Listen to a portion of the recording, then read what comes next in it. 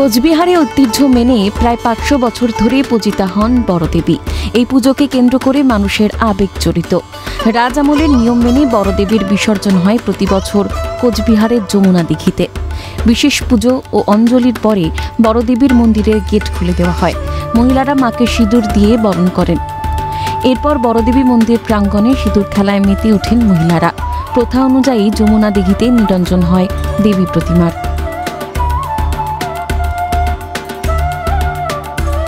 এই যমুনা দিঘির পারে কিন্তু যেহেতু মার আকারটা অনেক বড়ই, সেই কারণে মাকে ছোট ছোট করে কিন্তু এই যমুনা দিঘিতে কিন্তু নিরঞ্জন করা হবে।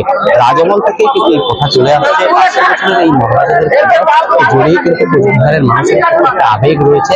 সেই ক্ষেত্রে তার কারণ যে মহারাজাদের এই যে বড়দেবী, সেই বড়দেবীর দর্শন কোচবিহারের মানুষ একবার হলেই করবেই। এই সারা বছরের অপেক্ষা থাকে এই 4টে দিন।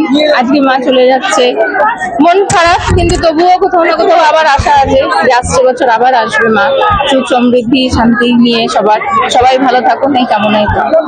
খারাপ তো লাগছেই, সারা বছরের অপেক্ষা করে থাকি আমরা এই 3-4টা দিনের জন্য। আর আমাদের যেহেতু তাড়াতাড়ি বরণ, তাড়াতাড়ি বিসর্জন, মা তাড়াতাড়ি চলে যায়। অন্যান্য বারোয়ারি পুজোগুলো যেমন একটু লেটে হয়, বিকেল অব্দি দুপুর অব্দি তারা টাইম পায় মাকে রাখার। এখন তো একদম সকাল সকাল আমাদের মা চলে যায়, খারাপ লাগে খুবই। বড়দেবী বিসর্জন হওয়ার পরেই বিজয়ার শুভেচ্ছা বিনিময় শুরু করেন কোচবিহারের মানুষজন। বছরের পর বছর ধরে এই ধারা অব্যাহত রয়েছে। শত শত বছরের ঐতিহ্য পরম্পরা আজও অক্ষুণ্ণ। শশীকেশ রায়ের রিপোর্ট, ক্যালকাটা নিউজ।